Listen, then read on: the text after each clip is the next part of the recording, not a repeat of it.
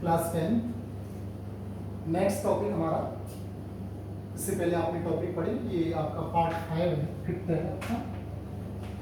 और ये पद परिचय के लिए आपको मैं इनका परिचय करा रहा हूँ, जो आपको व्याकरण की दृष्टि से शब्दों का पद, एक आपकी यूनिट है पद परिचय वाली, वो 3 या 4 नंबर की आती है, उसमें ये देना होगा। ये वचन के बारे में नहीं पूछा जाएगा, या एक वचन या बहुवचन, जो भी मैं पढ़ा रहा हूँ और वे उनकी परिभाषाएं नहीं पूछी जाएंगी। ये केवल मैं आपको ये टॉपिक्स 8th क्लास तक की हैं, और ये टॉपिक्स जानना बहुत अत्यावश्यक है, क्योंकि पद परिचय को जानने के लिए आप इनको बिना पढ़े हुए आप उनको समझ नहीं सकते हो, क्योंकि पद परिचय में शब्द का परिचय देना होगा व्याकरण की दृष्टि से। इसलिए इनको मैं पढ़ा रहा हूँ, जिसमें मैंने आपको संज्ञा पढ़ा दी, सर्वनाम पढ़ा दिया, आपका कारक पढ़ा दिए, और आपका मैंने पुरुष पढ़ा दिया, आपका पुरुष के बाद में इससे पहली क्लास में लिंग पढ़ा दिए।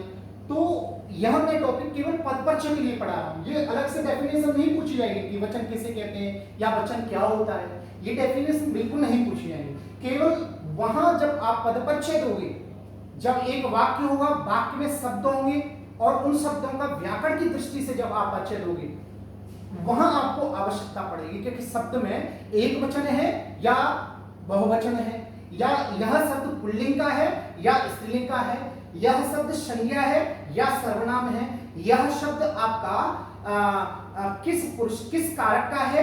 ये सभी बातें आपको पद परिचय देते समय याद रखनी होंगी, और इनको अपने माइंड में रखना होगा। चलिए पुनः स्टार्ट करते हैं हमारा न्यू टॉपिक, वचन। वचन किसे कहते हैं, यह प्रश्न उठता है। सर्वप्रथम कोई भी हम चीज पढ़ते हैं, कोई भी टॉपिक होता है हमारा जिसको हम पढ़ने जाते हैं, तो उसमें यही प्रश्न सबसे प्रथम होता है कि किसे कहते हैं, इसकी क्या परिभाषा है, इसका क्या अर्थ। जिस शब्द के रूप से या जिस शब्द से हमें यह पता लगे कि यह किस संख्या का है, या संख्या का बोध कराए, जो शब्द जो संख्या का काउंटिंग का बोध कराए जो शब्द, उसे हम वचन कहते हैं। जो संख्या का बोध कराए, 2, 4, 5, 6, 7, 8, 10, 11, 12 आदि संख्या का बोध कराए, उसे हम वचन कहते हैं। अब कितनी संख्या को कौन सा वचन कहेंगे, कितनी संख्या को कौन सा वचन कहेंगे, यह प्रश्न उठता है। तो इस आधार पर हमने वचन के 2 प्रकार कर दिए, जिसमें पहला प्रकार है आपका एक वचन, और दूसरा प्रकार है बहुवचन। हालांकि मैंने ये समझाने के लिए लिख दिया है, यहां मैंने एक वचन बहुवचन दोनों लिख दिए हैं, यहां मैंने एक वचन बहुवचन दोनों लिख दिए हैं, बट आपको समझाने के लिए लिख दिए हैं।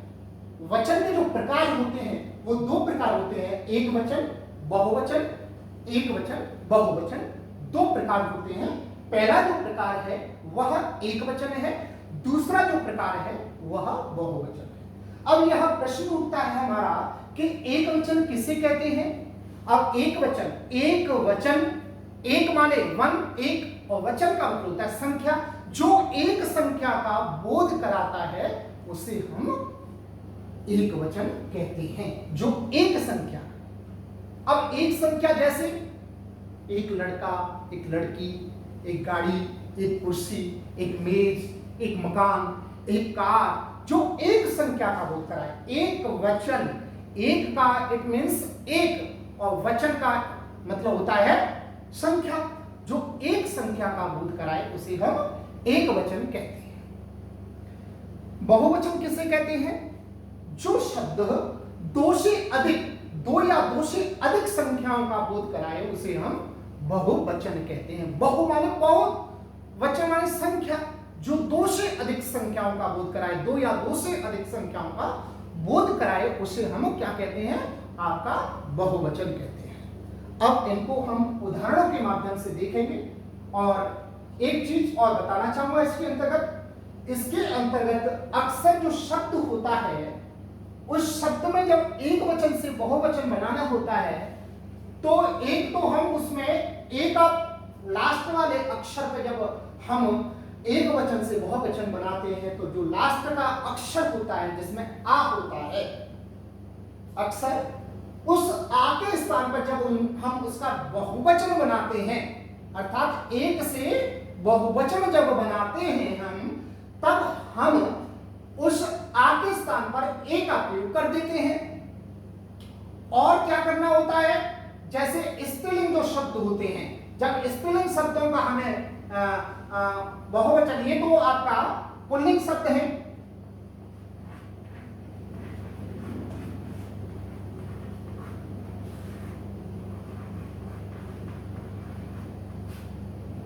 और ये आपके स्त्रीलिंग शब्द हैं।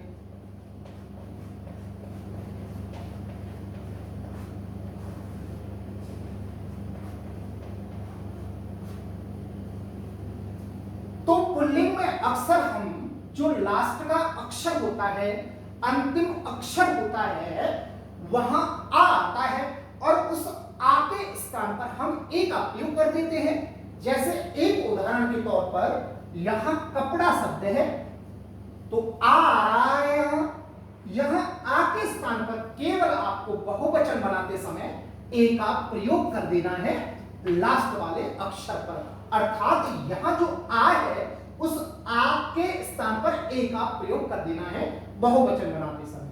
जैसे पंखा शब्द है, पंखा आ है, आ के स्थान पर ए का प्रयोग कर दो, पंखे हो गया। रास्ता है, अब रास्ता में आ रहा है इस आ के स्थान पर, ये आ है, इन आ के स्थान पर मैंने जैसा कि बताया था, पुल्लिंग शब्दों को एक वचन से बहुवचन बनाते समय जो अंतिम आ होता है उसके स्थान पर बहुवचन बनाते समय किसका प्रयोग कर देते हैं, ए की छोटी मात्रा को हम लगा देते हैं, आ वाले जो डंडा होता है उसके स्थान पर ए का प्रयोग कर देते हैं। जैसे पहिया का पहिए, लोटा का लोटे, तो यहां पहिया में जो आ देख रहे हैं आप, इसके स्थान पर हमने ए लगा दिया। यहां आप आ देख रहे हैं, लोटा में आ, यहां हमने लोटे ए लगा दिया। यहां बस्ता आ, बस्ता में ता में आ, और यहां बस्ते ता में ता के ऊपर ए की मात्रा लगा दीजिए। जैसा कि आप देख रहे हैं, केवल हम आ के स्थान पर ए का प्रयोग कर देते हैं जब हम एक वचन से बहुवचन बनाते हैं। लड़का का लड़के हो गया, आ के स्थान पर हमने ए का प्रयोग कर दिया। और भी इस प्रकार के शब्द हैं, जैसे बूढ़ा, बूढ़े, आपका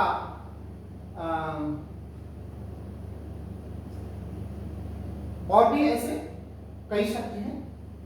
अब स्त्रीलिंग शब्दों में जब हम एक वचन से, यहां वाचन नहीं है, वचन है, जब एक वचन से हम बहुवचन बनाते हैं तो यहां भी एक ट्रिक है। अक्सर यहां क्या होता है, यहां जो आकारांत शब्द होते हैं, आकारांत, जिसमें लता, कथा या ई, बड़ी ईकारांत जो शब्द होते हैं, उनमें जो लास्ट का अक्षर होता है, अंतिम अक्षर होता है, देखो अकारांत तो होता है वो शब्द, स्त्रीलिंग में अकारांत शब्द होते हैं, वे आपके वहां तो ए का प्रयोग करते ही हैं, बट जो आकारांत या ईकारांत जो शब्द होते हैं उनमें हम किसका प्रयोग करते हैं, आपका चंद्र बिंदु का प्रयोग करते हैं, जिनमें शब्द के अंत में आ रहा है या बड़ी ई आ रहा है। अक्सर स्त्रीलिंग शब्दों में बड़ा आ और बड़ी ई आते हैं। जब उनके स्थान पर हम क्या करते हैं, चंद्र बिंदु का प्रयोग कर देते हैं, जैसे कि आपके उदाहरण के माध्यम से आपको बता दें। जैसे यहां एक शब्द है कथा, यह एक वचन का शब्द है, मतलब कथा, एक कथा। अब इसी का जब बहुवचन बनाएंगे तो कथाएं हो जाएगी। एक पर चंद्र बिंदु का प्रयोग कर देते हैं अक्सर जहां आपका बड़ा आ या बड़ी ई आता है तब। कब? जब एक वचन से हम बहुवचन बनाते हैं तब ऐसा होता है। आंख है, ये तो अ सब अकारांत आ रहा है, आंखें हो जाएगा, ये लगाना होता है। पुस्तक का पुस्तकें,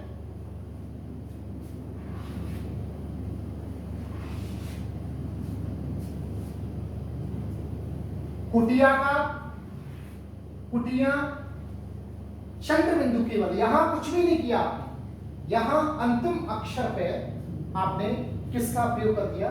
चंद्र बिंदु का प्रयोग कर दिया। चंद्र बिंदु चंद्रमान के समान जो बिंदु है था, अनुनासिक जो वर्ण होता है हिंदी व्याकरण के अंतर्गत, उसका हम प्रयोग कर देते हैं। तिथि, तिथियां, चींटी, चींटियां, लड़की, लड़कियां, इस प्रकार का हम प्रयोग कर देते हैं। कभी कभी पहले शब्द से हमें पता नहीं लगा रहता है, कुछ शब्द ऐसे होते हैं जो बहुवचन में ही प्रयोग होते हैं। एक वचन बहुवचन एक ही होता है, जब उनको वाक्यों के अंतर्गत प्रयोग करते हैं तब उनको, जैसे वृक्ष का वृक्षों, कुछ बहुत शब्द का प्रयोग कर देते हैं,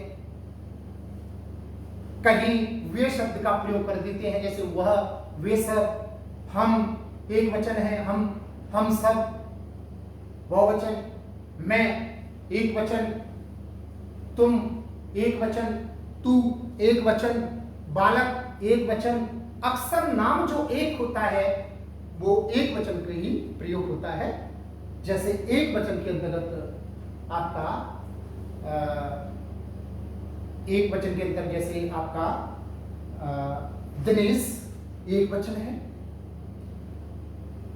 छात्र एक वचन है, बालक एक वचन है। अब इनके जैसे ही बहुवचन आप बनाएंगे तो बहुत छात्र या वे छात्र इस प्रकार का प्रयोग करोगे, यह, ये सब, वह, वे सब, तुम सब, मैं, हम सब, हम सब। अक्सर नाम होते हैं, उन नामों में पता लग जाता है। तो इस प्रकार हम आपका प्रयोग करते हैं। अब इसका पदपक्ष के अंतर्गत क्या उपयोगिता होती है यह आपने समझ लिया कि वचन की बात करें तो दो वचन होते हैं, एक होता है एक वचन और एक होता है बहुवचन। एक वचन जो एक का बोध कराता है, एक संख्या का बोध कराता है, उसे एक वचन कहते हैं। जो दो या दो से अधिक संख्याओं का बोध कराता है उसे हम बहुवचन कहते हैं। यहां जैसा कि आपने पढ़ा, कपड़ा का कपड़े, लड़का का लड़के, लड़की का लड़कियां, तिथि का तिथियां। तो इस प्रकार हम जानते हैं कि दो वचन होते हैं। पदपरिचय के अंतर्गत कैसे इनका प्रयोग होता है मैं आपको बताना चाहूंगा। जैसे एक वाक्य ले लीजिए आप, यह मेरी पुस्तक है।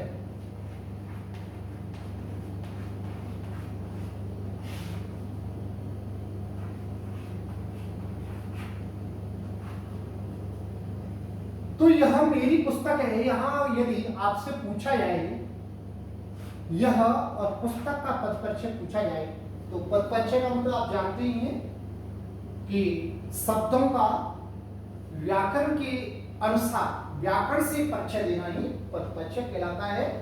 तो यहां यह के बारे में यदि पूछा जाए कि यह क्या है, किस लिंग किस वचन का शब्द है, पदपरिचय, इट मींस उसमें वचन लिंग पुरुष कारक संज्ञा सर्वनाम बताना, यही है ना पदपरिचय का मतलब। तो यहाँ यह शब्द है, यह मेरी पुस्तक है, तो यह शब्द जो है आपका एक वचन का है।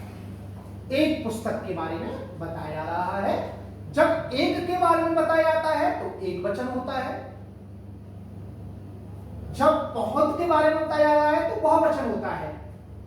यहां पुस्तक का भी पदपरिचय पूछा जाए तो यह पुस्तक भी आपका एक वचन है।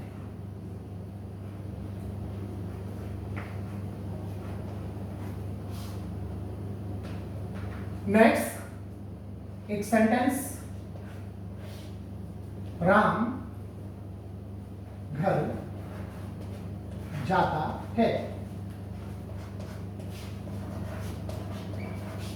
अब यहां राम के बारे में यदि पदपरिचय पूछा जाए राम, तो आप कहेंगे, लिंग की बात करेंगे तो पुल्लिंग है, कारक की बात करेंगे तो यहां कर्ता है, वचन की बात करेंगे तो यहां एक वचन है, संज्ञा की बात करेंगे तो यहां व्यक्तिवाचक संज्ञा है।